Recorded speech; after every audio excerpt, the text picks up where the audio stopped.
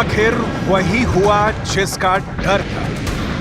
पूरी दुनिया देखती रह गई और इजराइल ने ईरान पर हमला कर दिया।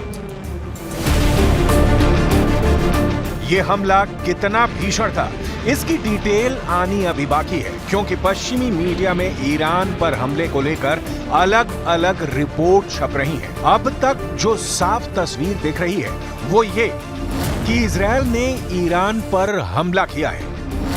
मिसाइलों से ईरान के शहर इस्फहान को निशाना बनाया है।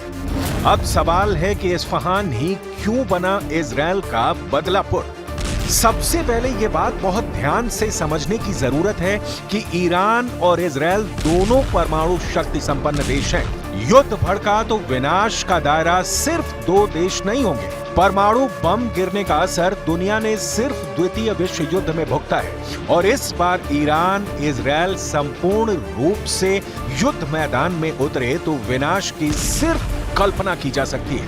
बहरहाल इजराइल ने ईरान पर हमला कर दिया है और बदलापुर बनाया है ईरान के शहर इस्फहान को।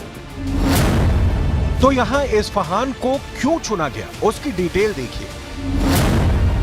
इस्फहान, तेहरान और मशाद के बाद ईरान का तीसरा सबसे अधिक आबादी वाला शहर है। इस्लामिक रिवॉल्यूशनरी गार्ड कॉर्प्स का प्रमुख सैन्य अड्डा है। इस्फहान में कई न्यूक्लियर प्लांट हैं। ईरान का सबसे बड़ा यूरेनियम प्रोग्राम भी इसी जगह से ऑपरेट होता है। इस्फहान में ईरानी सेना का प्रमुख एयरबेस भी है, जहां ईरान का सबसे बड़ा जहाजी बेड़ा है।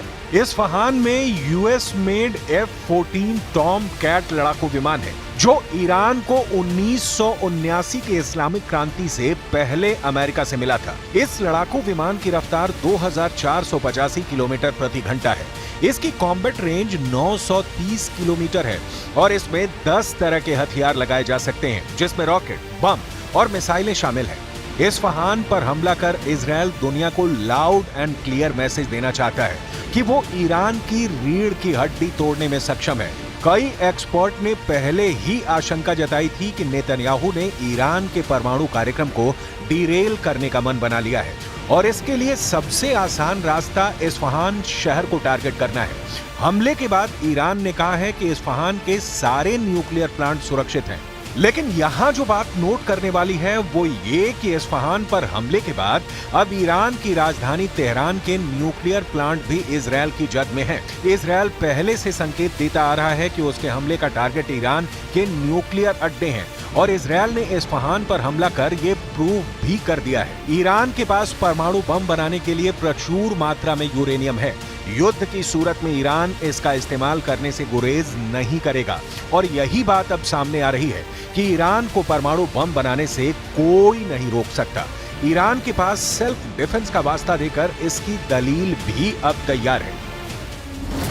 ईरान के पास 3 अंडरग्राउंड यूरेनियम प्लांट्स हैं। ये प्लांट्स फोर्डो, नाटंज और कॉम में हैं।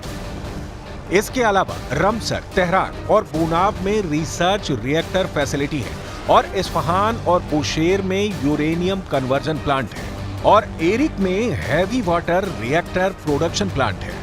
द सन की रिपोर्ट के मुताबिक इजराइल की ओर से लगातार हमले का डर ईरान के इस्लामिक रिवॉल्यूशनरी गार्ड कॉर्प्स के अफसरों में है। IRGC के एक सीनियर कमांडर ने कहा है कि ईरान की परमाणु सुविधाओं के खिलाफ हमले की इजरायली धमकियों की वजह से ईरान को अपने परमाणु सिद्धांत की समीक्षा करनी पड़ सकती है।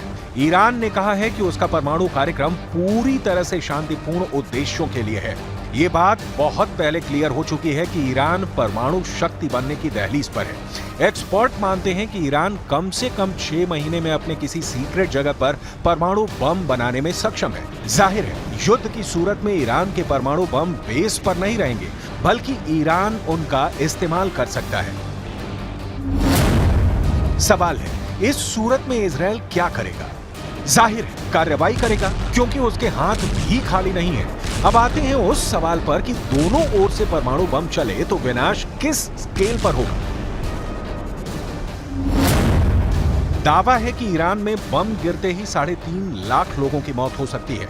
ईरान में 8.5 लाख से अधिक लोग घायल हो सकते हैं वहीं अगर इजराइल में परमाणु बम गिरा तो 1,25,000 से ज्यादा लोग मारे जा सकते हैं, जबकि इजराइल में कम से कम 3,20,000 लोगों पर इसका असर पड़ सकता है। दावा है कि जहां परमाणु बम गिरेगा वहां के 2.5 किलोमीटर के दायरे में भीषण तबाही होगी और 7 किलोमीटर का इलाका रेडिएशन से बुरी तरह प्रभावित होगा।